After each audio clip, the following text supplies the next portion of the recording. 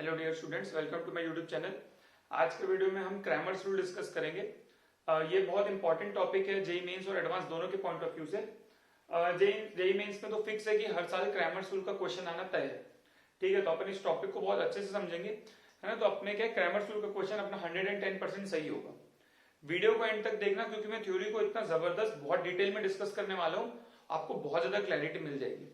ठीक है, चलिए अपन स्टार्ट करते हैं। ठीक है, तो क्रैमर्स रूल अपन समझेंगे यहाँ पे।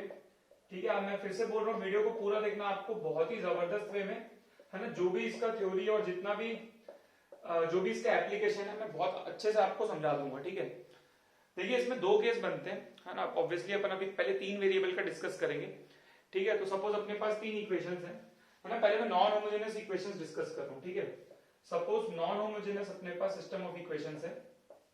ठीक है, अच्छा आप नोट्स भी साथ साथ में बनाते हुए चलना, क्योंकि नोट्स आप भी लिखते हुए चलोगे तो आपको ज्यादा समझ में आएगा। ठीक है, तो सबसे पहले तो non homogeneous system of equations पे हम बात कर लेंगे। ठीक है ना। ठीक है, non homogeneous system of equations. ठीक है, सपोज अपने पास तीन इक्वेशन है। ठीक है, ध्यान से समझेंगे अपन। सपोज अपने पास तीन इक्वेशंस है ना। फर्स्ट इक्वेशन है, मान लो अपने पास, ठीक है, a1x plus b1y plus c1z equals to d1। ठीक है, सेकेंड इक्वेशन है अपने पास a2x plus b2y plus c2z equals to d2। ठीक है, थर्ड इक्वेशन है a3x plus b3y plus c3z equals to d3। ठीक है, सपोज अपने पास ये तीन इक्वेशन है। ठीक है, ऑब्वियसली तीन वेरिएबल और तीन इक्वेशन है। इसको इक्वेशन 1 मान लेते हैं, इसको इक्वेशन 2 मान लेते हैं, इसको इक्वेशन 3 मान लेते हैं। ठीक है, अगर मैं सिस्टम ऑफ इक्वेशन के सॉल्यूशन की बात करूं, है ना, तो सिस्टम ऑफ इक्वेशन का जो सॉल्यूशन आता है ना, इस सिस्टम का जो सॉल्यूशन अपन निकालते हैं ना, तो बेटा वहां पे x की जो वैल्यू आती है वो आती है d1 अपॉन डी, है ना। y की जो वैल्यू आती है वो आती है d2 अपॉन डी, और जो z की वैल्यू आती है वो आती है d3 अपॉन डी। अब यहाँ पर d1 d2 d3 क्या चीज है, इस पे अपन बात करेंगे। ठीक है, तो सबसे पहले तो ये समझ लो कैपिटल डी क्या चीज है यहाँ पे। अच्छा, नॉन होमोजेनियस का मतलब मैं आपको बता देता हूँ। सिंस यहाँ पे d1 d2 d3 कांस्टेंट्स भी इन्वॉल्व है, तो ये जो सिस्टम है नॉन होमोजेनियस है, क्योंकि यहाँ पे देखिए x का पावर 1 है, y का पावर 1 है, z का पावर 1 है। सिंस की हर एक टर्म का पावर 1 है, तो अपन बोलते हैं कि जैसे इस टर्म का डिग्री 1 हो गया, इस टर्म का भी डिग्री 1, इस टर्म का भी डिग्री 1, और यहाँ पे ये कांस्टेंट है। अगर तीनों कांस्टेंट्स की वैल्यू 0 हो जाती ना, तो ये होमोजेनस हो जाता। होमोजेनस का मतलब होता है कि हर एक टर्म का डिग्री सेम हो, मतलब हर एक टर्म में जो भी वेरिएबल्स है उनका जो पावर है वो सेम हो। जैसे for example x square plus y square मैं लिखता हूं यहाँ पे, तो यहाँ पे x का पावर 2 है, y का पावर 2 है, तो ये होमोजेनस लिखा हुआ है। लेकिन प्लस x कर लूंगा तो नॉन होमोजेनस हो जाएगा। क्यों? क्योंकि यहाँ पे x का पावर 1 है सिर्फ। हाँ, अगर यहाँ पर आप x इंटू वाई लिखोगे तो अब ये एक होमोजेनस एक्सप्रेशन है, क्योंकि x का पावर भी 1 है, y का पावर भी 1 है, तो इस पूरे टर्म का पावर तो क्या हो गया, डिग्री 1 हो गया। ठीक है, तो नॉन होमोजेनस क्लियर है अपन को, क्योंकि यहाँ पे कॉन्स्टेंट्स लिखे हुए हैं। अगर तीनों कांस्टेंट की वैल्यू 0 हो गई, मान लो d1 भी 0 हो गया, d2 भी 0 हो गया, d3 भी 0 हो गया, तो यहाँ पे देखो x का पावर 1, y का पावर 1, z का पावर 1, मतलब हर एक का डिग्री क्या है, 1 है। तो ये क्या हो जाएगा अपना, होमोजेनस हो जाएगा इस केस में। सबसे पहले तो आप ये याद कर लो कि जो सिस्टम ऑफ इक्वेशंस इसका सॉल्यूशन आता है, x की वैल्यू आती है d1 अपॉन डी, y की वैल्यू आती है d2 अपॉन डी, और z की वैल्यू आती है d3 अपॉन डी। इतना अपन समझ लेंगे पहले। हाँ, डी यहाँ पर क्या है उस पर चर्चा कर लेते हैं। जो कैपिटल डी है आपका वो एक डिटर्मिनेंट है। कौन सा डिटर्मिनेंट है, यहाँ पर एक्स वाई जेड के जो कोफिशिएंट से जो डिटर्मिनेंट बनता है वो वाला। आप ऐसे याद रखना, यहाँ पर देखिए कोफिशिएंट्स क्या, a1 b1 c1, तो फर्स्ट रो में आप क्या लिख दोगे, a1 b1 और c1। सेकेंड रो में आप क्या लिख दोगे, a2 b2 और c2। ठीक है, सिमिलरली थर्ड रो में आप क्या लिख दोगे बेटा, a3 b3 और c3। तो ये आपका डिटरमिनेंट बन जाएगा कैपिटल डी, ये आपका डिटरमिनेंट बन जाएगा कैपिटल डी। सिमिलरली आप d1 लिख सकते हो, ठीक है ना, आप d2 लिख सकते हो, और आप d3 लिख सकते हो। कैसे लिखना मैं आपको बता रहा हूं। देखिए आपको क्या करना है, ये जो कॉलम था ना, इसका जो कॉलम था जिसमें a1 a2 a3 आ रहा था, उसमें आप रिप्लेस कर दो d1 d2 d3। आपको कुछ नहीं करना है, आपको इस कॉलम में a1 a2 a3 की जगह क्या लिखना है बेटा, आपको d1 d2 और d3, और ये दोनों कॉलम अपन को सेम रखना है, b1 b2 और b3 और c1 c2 c3। तो ये आपका हो जाएगा d1। ठीक है, d2 आपका क्या हो जाएगा, आपको सेम चीज करनी है, इस बार आपको कॉलम 2 में रिप्लेस करना है। इस डी का जो कॉलम 2 था जिसमें b1 b2 b3 आ रहा था, उसमें आपको क्या लिखना है बेटा, d1 d2 और d3। बाकी जो कॉलम था, बाकी फर्स्ट कॉलम 1 और कॉलम 3 आपका एज इट इज रहेगा, कॉलम 1 और कॉलम 3 आपका बेटा एज इट इज रहेगा। आई थिंक ये बात क्लियर है, ठीक है। तो ये आपका हो जाएगा d2। d3 में क्या होगा, कॉलम 3 में आपका आ जाएगा d1 d2 और d3, और बाकी कॉलम 1 और कॉलम 2 आपका एज इट इज रहेगा। तो यहाँ आ जाएगा a1 a2 a3, यहाँ आ जाएगा आपका b1 b2 b3, ठीक है। तो ये अपना सिस्टम ऑफ इक्वेशंस का सॉल्यूशन होता है, ठीक है। अच्छा, तो यहां पर क्या है ना, देखिए सॉल्यूशन की जहां तक बात है, सॉल्यूशन दो टाइप के हो सकते हैं, ठीक है। सिस्टम ऑफ इक्वेशंस या तो कंसिस्टेंट होता है या तो इनकंसिस्टेंट होता है, दो ही केस होते हैं। अपन उस पर भी चर्चा करेंगे बहुत सारी, है ना। आप यहां तक एक बार नोट कर लो, ठीक है। आप यहां तक एक बार नोट कर लो, क्योंकि ये चीज बहुत ज्यादा इंपॉर्टेंट है, अभी ये काम आएगा आगे चल के, ठीक है। इसका जो यूज है, इस डिटरमिनेंट्स का जो यूज है, यहाँ पर भी होमोजेनियस में ज्यादा काम आएगा, ठीक है। लेकिन आप एक बार ये नोट कर लो, क्योंकि मैं इधर का पार्ट थोड़ा सा इरेज करने वाला हूँ, ठीक है। आप यहां तक एक बार नोट कर लीजिए, ठीक है। तो आप वीडियो को पॉज करके वैसे नोट कर सकते हो, ठीक है, क्योंकि मैं तो अभी इस पे आगे डिस्कस करने वाला हूं, ठीक है ना। देखिए सिस्टम ऑफ इक्वेशंस, है ना, मतलब सिस्टम ऑफ इक्वेशंस दो टाइप के होते हैं, या तो वो कंसिस्टेंट होता है या तो वो इनकंसिस्टेंट होता है।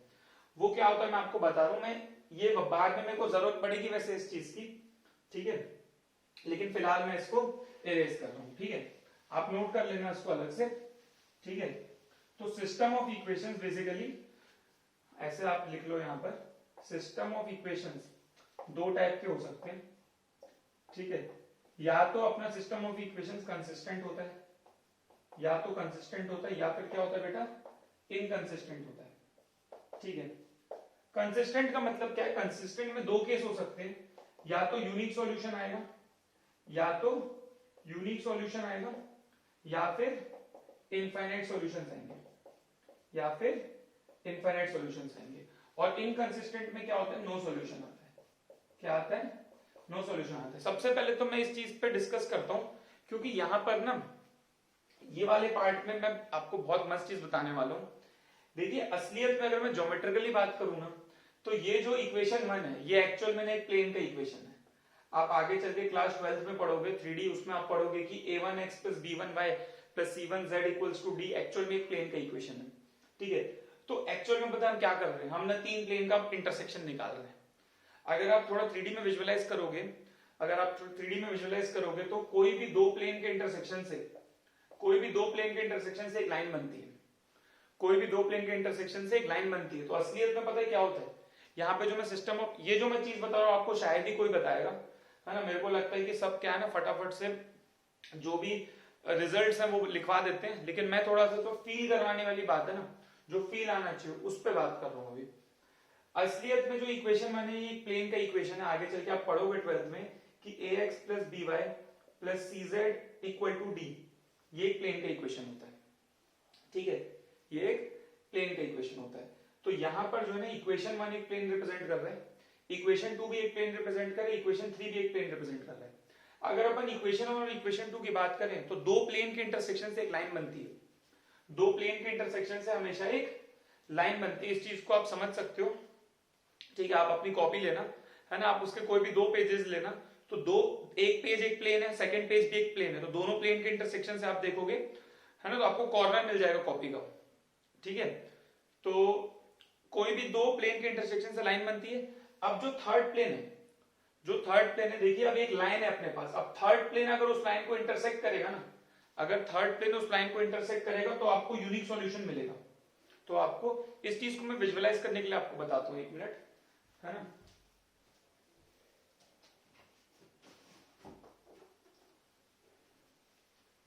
इसको आप ऐसे समझ सकते हो, ठीक है, इसको आप ऐसे समझ सकते हो कि मान लीजिए ये, है ना, इसको ऐसे समझो कि मान लो ये एक प्लेन है, ठीक है, ये एक प्लेन है, ये सेकंड प्लेन है। आप देखो दो प्लेन के इंटरसेक्शन से एक लाइन बनेगी, ये आपकी लाइन हो गई। अब जो थर्ड प्लेन है, अगर थर्ड प्लेन इस लाइन को कट करता है, तो वो लाइन उस प्लेन को इंटरसेक्ट करती है, तो वो अपना यूनिक सॉल्यूशन वाला केस आ जाएगा, वो अपना यूनिक सॉल्यूशन वाला केस आ जाएगा। ये भी हो सकता है कि ये दो प्लेन के इंटरसेक्शन से जो लाइन बन रही है, थर्ड प्लेन उसी लाइन से पास हो रहा है, अगर वो थर्ड प्लेन उस लाइन से पास हो जाएगा, तो वो इनफाइनाइट सॉल्यूशंस का केस हो जाएगा असलियत में। समझ पा रहे हैं अपन। हाँ, ये भी हो सकता है कि दो प्लेन के इंटरसेक्शन से जो लाइन बन रही है वो थर्ड प्लेन उस लाइन के ही पैरेलल हो जाए, तो वो लाइन और वो प्लेन इंटरसेक्ट ही नहीं करेंगे, तो वो नो सॉल्यूशन का केस होगा। तो पता है खास बात क्या है, खास बात ये है कि सॉल्यूशन तीन ही कैटेगरी है, या तो यूनिक सॉल्यूशन है, या तो इनफाइनाइट सॉल्यूशन है, या तो नो सॉल्यूशन है, और कोई केस नहीं हो सकता। आप समझ रहे हो? अगर सिस्टम ऑफ इक्वेशंस की बात करें तो तीन ही पॉसिबिलिटी है, या तो यूनिक सॉल्यूशन आएगा, एक ही सॉल्यूशन आएगा, या तो इनफाइनाइट सॉल्यूशंस आएंगे, या नो सॉल्यूशन आएगा। इसके अलावा कोई केस पॉसिबल नहीं है। हाँ, अगर आपको कोई ना कोई सॉल्यूशन मिल रहा है तो या तो वो यूनिक है या तो वो इनफाइनाइट है, तो उसको अपन बोल देते हैं कंसिस्टेंट। समझ पा रहे अपन?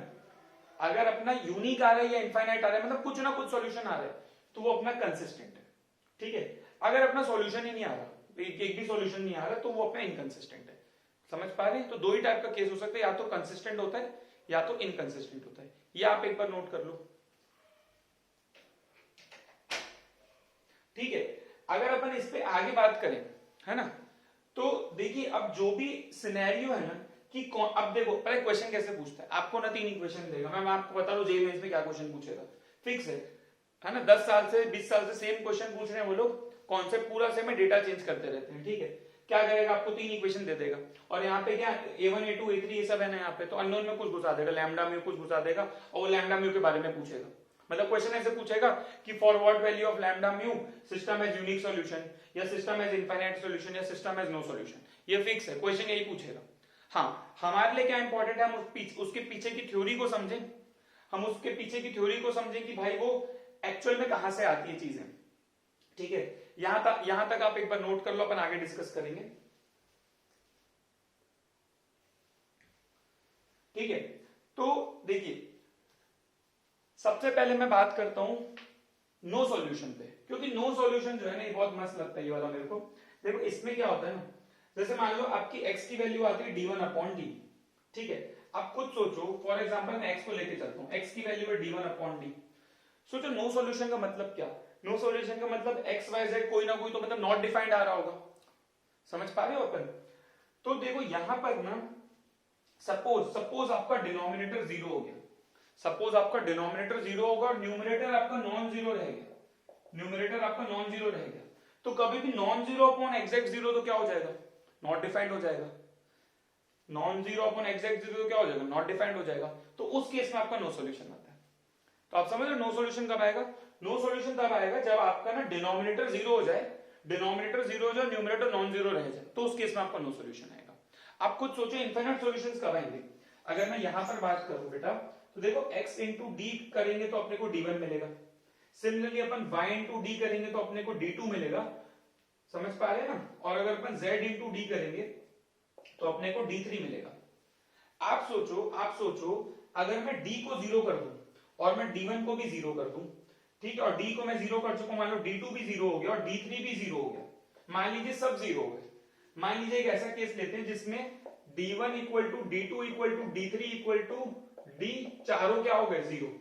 अगर चारों जीरो हो गए आप सोचो, तो उस केस में ये इक्वेशन क्या बन जाएगा, जीरो बाय जीरो। x की वैल्यू क्या आ जाएगी, जीरो बाय जीरो, y की वैल्यू क्या आ जाएगी, जीरो बाय जीरो, z की वैल्यू भी क्या आ जाएगी, zero by zero.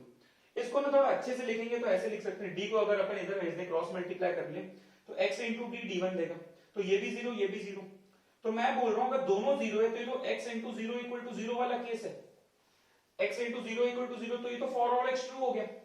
Similarly y into zero equal to zero, तो ये तो फॉर ऑल y ट्रू हो गया और ये फॉर ऑल z ट्रू हो गया। तो तुम सोचो x y z की हर वैल्यू के लिए ट्रू हो गया, तो ये तो इनफाइनाइट सॉल्यूशन का केस है। देखो कितना मस्त तरीके से हमने इनफाइनाइट सॉल्यूशंस वाला केस निकाल लिया। मैं बोल रहा हूं अगर सब लोग निपट जाए, अगर d1 d2 d3, अगर d1 भी जीरो हो जाए, d2 भी जीरो हो जाए, d3 भी जीरो हो जाए, d भी जीरो हो जाए, अगर चारों निपट जाए, तो उस केस में for all x y true हो जाएगा। यहां से अपन को दिख जा रहा है। तो इनफाइनाइट सॉल्यूशन की कंडीशन आ चुकी है कि इनफाइनाइट सॉल्यूशन में सब कुछ जीरो हो जाता है, मतलब d1 d2 d3 और d चारों जीरो हो जाते हैं, तो इनफाइनाइट सॉल्यूशंस होता है।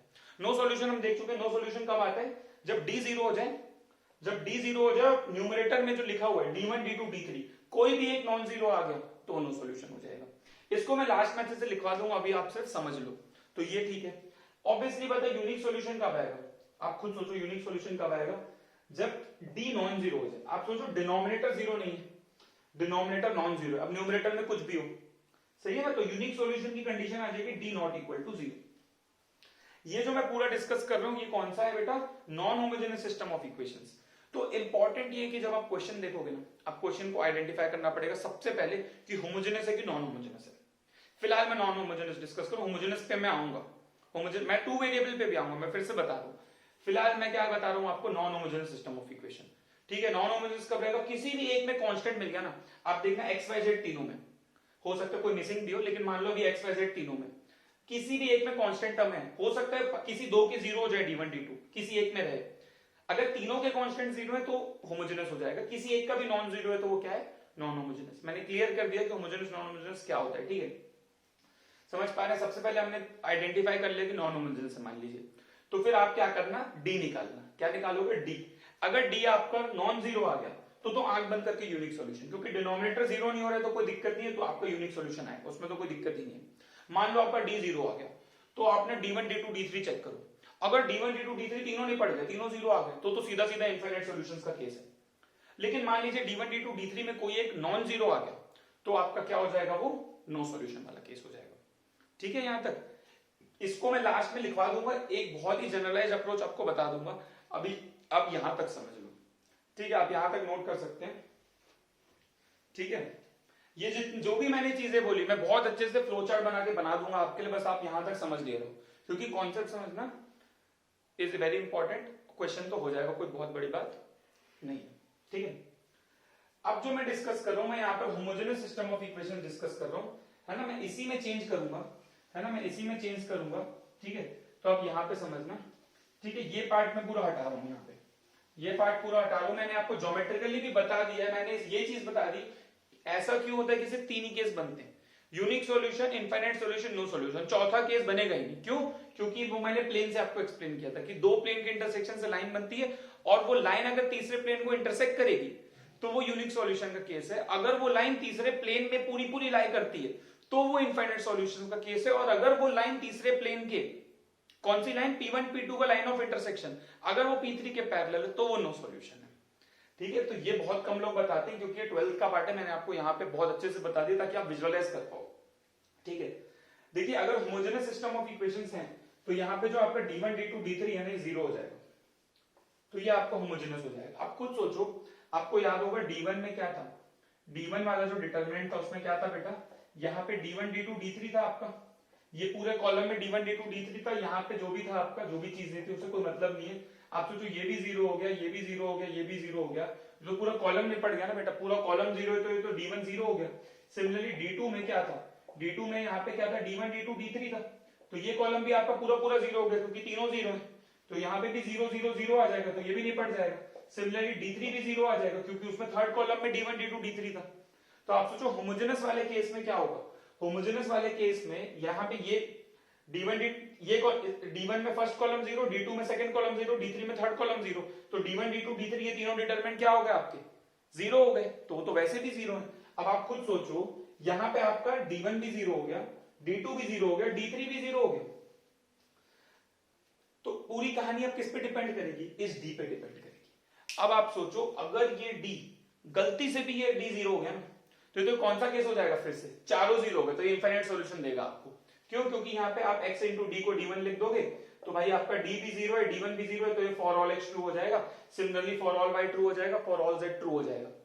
आप समझ रहे हो, होमोजेनस सिस्टम ऑफ इक्वेशंस में क्या होता है, तीनों कांस्टेंट जीरो होते हैं, तीनों कांस्टेंट जीरो होते हैं, तो क्या होता है, डायरेक्ट d1 d2 d3 तीनों निपट जाता है, क्योंकि तीनों डिटरमिनेंट में पूरा कॉलम कॉलम जीरो हो जाता है। यहाँ column 1 zero, column 2 zero, column 3 zero.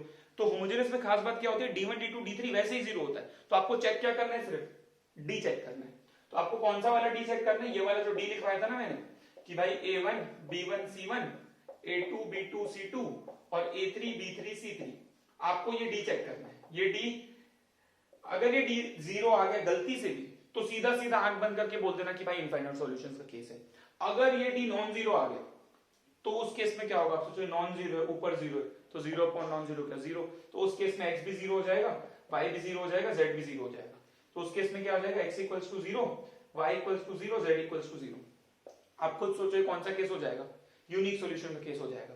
हाँ, इस केस में क्या होता है पता है, अच्छा एक चीज तो तय है कि होमोजेनस सिस्टम में तो आप सोचो x equal to zero put करोगे बेटा, y को जीरो पुट करो, z को जीरो पुट करो, तो हमेशा सेटिस्फाई होगा। होमोजेनस सिस्टम में जीरो जीरो जीरो तो हमेशा सॉल्यूशन है।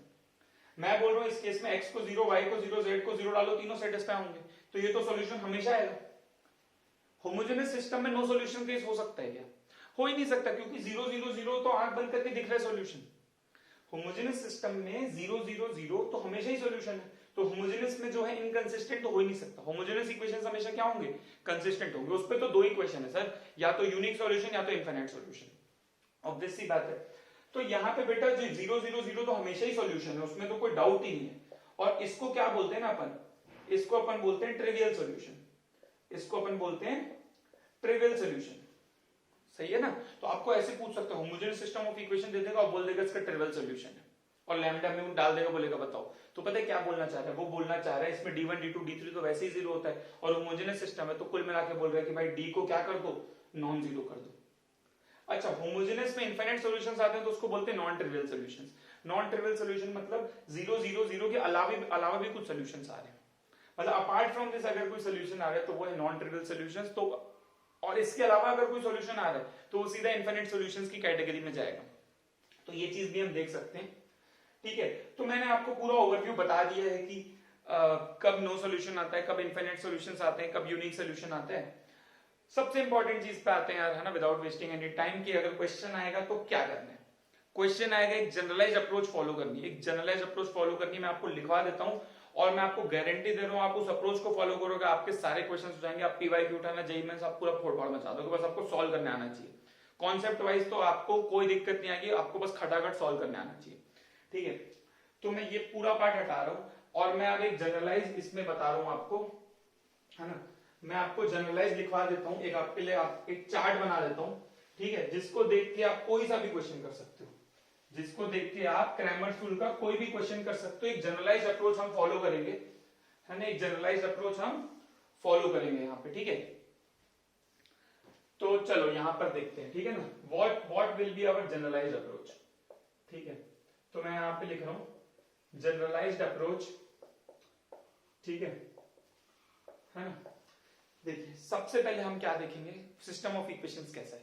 दो ही कैटेगरी हो सकती है ना, देखिए या तो नॉन होमोजेनियस सिस्टम होगा, है ना, ध्यान से समझना, या तो नॉन होमोजेनियस होगा या तो क्या होगा बेटा, होमोजेनियस होगा। सबसे पहले ये आइडेंटिफाई करेंगे, ठीक है, या तो non homogeneous system of equations होगा या तो होमोजेनियस सिस्टम ऑफ इक्वेशंस होगा, ठीक है।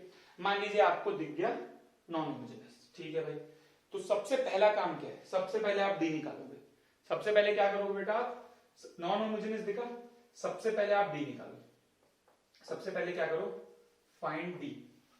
दो चीज आएगी भाई, या तो डी आपका जीरो आएगा या तो डी आपका जीरो नहीं आएगा भाई, और तो क्या ही होगा। अगर आपका डी नॉन जीरो आता है, अगर आपका डी नॉन जीरो आता है, आंख बंद करके बोल देना क्या, यूनिक सॉल्यूशन। क्या बोलोगे बेटा, यूनिक सॉल्यूशन, ठीक है। हमने सबसे पहले देखना होमोजेनियस सिस्टम है कि नॉन होमोजेनियस है। कैसे देखोगे, अगर सारे कांस्टेंट जीरो है तो होमोजेनियस, कोई एक कांस्टेंट भी नॉन जीरो है तो नॉन होमोजेनियस, ठीक है। सबसे पहले डी निकालना है। डी कौन सा, वो डिटरमिनेंट, डी तो पता है ना अपन को, वो वाला जो डिटरमिनेंट बताया था, ठीक है ना, a1 b1 c1 a2 b2 c2 और a3 b3 c3, ये वाला डी निकालेंगे, ठीक है भाई। नॉन जीरो आया तो यूनिक सॉल्यूशन, आंख बंद करके, कोई दिक्कत ही नहीं। मान लो डी जीरो आ गया, मान लो डी जीरो आ गया। अगर डी जीरो आ गया तो आप क्या करो, आप क्या करो, फाइंड d1 d2 d3, तीनों निकालो, तीनों निकालो, है ना। डी जीरो आ गया, अगर d1 d2 d3 तीनों जीरो आ गए तो वो इनफिनिट सॉल्यूशंस हो जाएगा, ठीक है। तो ये निकालना, इसके बाद क्या करना है बेटा, d1 d2 d3 निकालना है। मान लीजिए तीनों जीरो आ गए, d1 d2 d3 क्या आ गए, तीनों जीरो आ गए, तो आंख बंद करके लिख देना इनफिनिट सॉल्यूशन। अगर तीनों जीरो आ गए तो आंख बंद करके क्या लिख देंगे, इनफाइनाइट सॉल्यूशंस। आई थिंक ये बिल्कुल अच्छे से क्लियर है। डी जीरो आ गया तो चेक करना है क्या, d1 d2 d3, अगर तीनों जीरो आ गए तो इनफिनिट सॉल्यूशंस। अगर कोई भी एक नॉन जीरो आ गया, अगर तीनों में से, मैं इसे लिख देता हूं at least one of d1 d2 d3 is non zero, is non zero, मतलब तीनों में से कोई भी एक नॉन जीरो आ गया तो ये कौन सा केस हो जाएगा बेटा, नो सॉल्यूशन। कौन सा केस हो जाएगा, नो सॉल्यूशन। बहुत इजी हो गया। होमोजेनियस सिस्टम दिख गया, मान लो होमोजेनियस सिस्टम दिख गया, सबसे पहले डी निकालना, डी नॉट नॉन जीरो है तो यूनिक सॉल्यूशन, बात खत्म, बात खत्म। मान लो डी जीरो आ गया तो क्या करेंगे, D1 D2 D3 निकालेंगे। अगर तीनों जीरो आ गए तो इनफाइनाइट सॉल्यूशंस। मान लो कोई एक भी नॉन जीरो आ गया तो क्या हो जाएगा, नो सॉल्यूशन, क्योंकि एक भी नॉन जीरो आ गया तो वो x में क्या आ जाएगा, एक्स वाई जेड में क्या आ जाएगा, नॉन जीरो अपॉन जीरो, तो वो नो सॉल्यूशन देगा, वहां से बताया था मैंने। तो ये खत्म नॉन होमोजेनस का केस। होमोजेनस में आते हैं। यार होमोजेनस में तो एक बात बताऊं ना, D1 D2 D3 तो वैसे ही जीरो होते हैं, दो ही केस है, या तो D जीरो आएगा या तो D नॉन जीरो आएगा। भाई D नॉन जीरो में तो मैंने पहले ही बताया था यूनिक सॉल्यूशन। क्या बताया था बेटा, यूनिक सॉल्यूशन, और इसको बोलेंगे बेटा ट्रिवियल सॉल्यूशन, इसको बोलेंगे ट्रिवियल सॉल्यूशन। ट्रिवियल सॉल्यूशन मतलब इस केस में क्या होगा, x भी जीरो होगा, y भी जीरो होगा, z भी जीरो होगा, कोई दिक्कत ही नहीं है। अगर D जीरो आ गया, या D जीरो आ गया मेरे को बताओ, और D1 D2 D3 तो पहले से ही जीरो थे ना भाई, वो तो पहले से ही जीरो थे, तो ये तो क्या हो गया बेटा, इनफाइनाइट सॉल्यूशंस का केस हो गया। ये तो क्या हो गया बेटा, इनफाइनाइट सॉल्यूशंस का केस हो गया। इसको बोलते हैं नॉन ट्रिवियल सॉल्यूशन, इसको बोलते हैं नॉन ट्रिवियल सॉल्यूशन। पता है आपको, शायद आपको ध्यान नहीं दोगे, लेकिन ये जो मैंने बनाया ना, ये क्रैमर्स रूल के लिए ब्रह्मास्त्र है। जितना लिखा है ना यहाँ पे, इससे क्रैमर्स रूल का हर क्वेश्चन हो जाएगा। जितना लिखा है इसके बाहर का यूज होगा ही नहीं, ये मेरी गारंटी है। आपको पता है क्या करना है, मैं आपको फिर से बता रहा हूँ। क्वेश्चन देखना है आपको, देखना है नॉन होमोजेनस है कि होमोजेनस है। सबसे पहले अगर तीनों कांस्टेंट जीरो, अच्छा कई बार ना उसको रीअरेंज करना पड़ता है टर्म्स को, वहां थोड़ा दिमाग लगाना पड़ेगा। अगर तीनों कांस्टेंट जीरो, आंख बंद करके होमोजेनस, आंख बंद करके होमोजेनस, उसमें डी निकालना। अगर डी नॉन जीरो आ गया तो यूनिक सॉल्यूशन, बात खत्म। यूनिक सॉल्यूशन को क्या बोलेंगे इसमें, ट्रिवियल सॉल्यूशन, क्योंकि मैंने बताया था होमोजेनस में 0 0 0 तो हमेशा सेटिस्फाई करता है, तो उसको क्या बोलते हैं, ट्रिवियल सॉल्यूशन। ट्रिवियल सॉल्यूशन मतलब नो सॉल्यूशन, ठीक है, इसमें तो बात ही खत्म।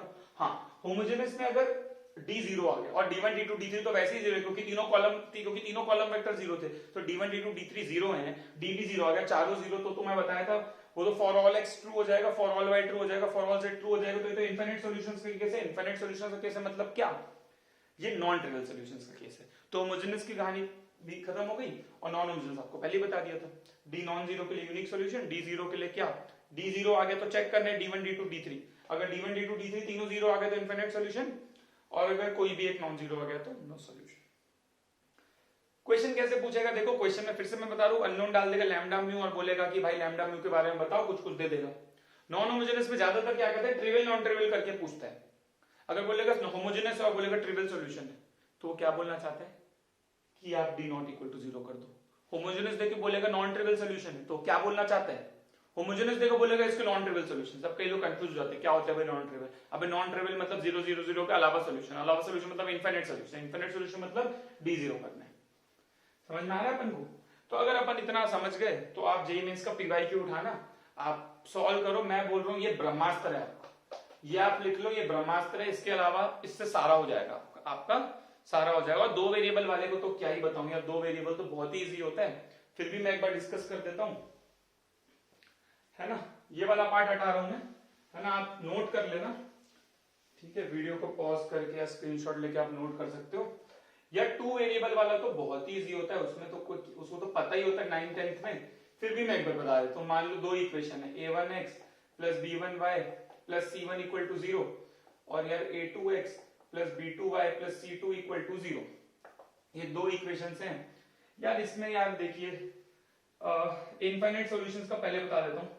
इनफिनिट सॉल्यूशंस में तो आपको भी पता याद ही होगा, इनफिनिट सॉल्यूशंस की क्या कंडीशन है कि दोनों लाइन कोइंसाइड हो जाए।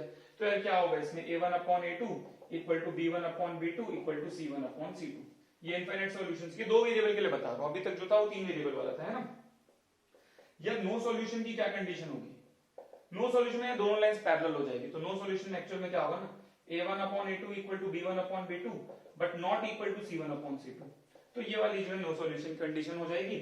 जहां तक यूनिक सॉल्यूशन की बात है, जहां तक यूनिक सॉल्यूशन की बात है, इसमें क्या हो जाएगा यार, a1 upon a2 not equal to b1 upon b2। अगर a1 upon a2 not equal to b1 upon b2 आ रहा है तो वो यूनिक सॉल्यूशन का केस है। तो ये दो वेरिएबल वाला केस है, ये तो बहुत ही इजी है, तो 9th 10th में भी पढ़ाते हैं वैसे, ठीक है। तो जो आज मैंने बताया ना आपको, वो मैंने बहुत ही, मेरे हिसाब से बहुत ही शॉर्ट टाइम में आपको ज्योमेट्रिकली भी मैं आपको फिर से ओवरव्यू बता दूं। देखो मैंने ज्योमेट्रिकली बताया कि यूनिक सॉल्यूशन कब आता है, इनफिनिट सॉल्यूशंस कब आता है, नो सॉल्यूशन कब आता है, ज्योमेट्रिकली लाइन और प्लेन के इंटरसेक्शन से। तो वहां से तो पूरी फील आ जानी चाहिए, आपको खुद से सोचना पड़ेगा वैसे थोड़ा सा, ठीक है। और अगर सिर्फ क्वेश्चन सॉल्व करने की बात है तो मैंने लास्ट में ब्रह्मास्त्र आपको लिखवा ही दिया, ठीक है, उससे तो सारे क्वेश्चन हो जाएंगे। क्या करना है सबसे पहले, फिर से आप याद कर लो। सबसे पहले क्वेश्चन देखे क्या देखना है, होमोजेनस है कि नॉन होमोजेनस। अगर होमोजेनस दिखा तो उसका सबसे पहले डी निकालो। अगर डी जीरो आ गया तो इनफाइनाइट सॉल्यूशंस, और डी नॉन जीरो आ गया तो यूनिक सॉल्यूशन। और इनफाइनाइट सॉल्यूशन क्या बोलते हैं, non trivial solution. Unique solution क्या बोलते हैं, ट्रिवियल सॉल्यूशन। बात खत्म, होमोजेनस खत्म। नॉन होमोजेनस में डी निकालो सबसे पहले, डी नॉन जीरो आ गया, यूनिक सॉल्यूशन, बात खत्म। डी अगर जीरो आ गया क्या निकालोगे, D one D two D three. अगर तीनों जीरो आ गए तो इनफाइनाइट सॉल्यूशंस, कोई एक नॉन जीरो आ गया तो नो सॉल्यूशन, बात खत्म। ये ब्रह्मास्त्र है। हाँ, अब सॉल्व करने आना चाहिए भाई, है ना। अब क्वेश्चन की लैंग्वेज समझ में आना चाहिए और आपको अप्रोच करना है, ठीक है। आप पीवाईक्यू सॉल्व करो, उसके बाहर जाने की जरूरत नहीं, ग्रामर रूल आपका हो जाएगा। पीवाईक्यू भी जेईई मेंस के पिछले 5-6 साल के उठा लो, आपको इतने क्वेश्चन मिल जाएंगे ग्रामर रूल के, भर के क्वेश्चन आप ये सॉल्व कर लो। आपको आपके ग्रामर रूल के 4 नंबर फिक्स हैं, दुनिया कोई ताकत नहीं रोक सकती, ठीक है। मेरे हिसाब से आपको बहुत बढ़िया अच्छे समझ में आ गया होगा, है ना। आप नोट्स भी बना लेना इसके प्रॉपर, आपको एक जगह लिख लेना और आप उसको नोट्स से रिवाइज करोगे, आपका फटाक से रिवाइज हो जाएगा। ग्रामर रूल वो फ्लो चार्ट से ही रिवाइज हो जाएगा आपका पूरा। जो ब्रह्मास्त्र लिखवाए तो उससे एक लाइन पूरा आपका, कभी भी आपको ग्रामर रूल रिवाइज करना है 5 मिनट पूरा रिवाइज कर दोगे, ठीक है। मेरे हिसाब से आपको बहुत अच्छे समझ में आ गया वीडियो। अगर आपको लगता है कि बेनिफिशियल रहा यार, आपको मस्त कॉन्सेप्ट समझ में आ गया, तो थोड़ा दोस्तों में भी इधर उधर भेज देना, क्योंकि मेरा मोटिव ये है कि अब मैं ज्यादा से ज्यादा लोगों तक थोड़ा सा नॉलेज शेयर करें और सब बच्चों का अच्छा करें। All the best.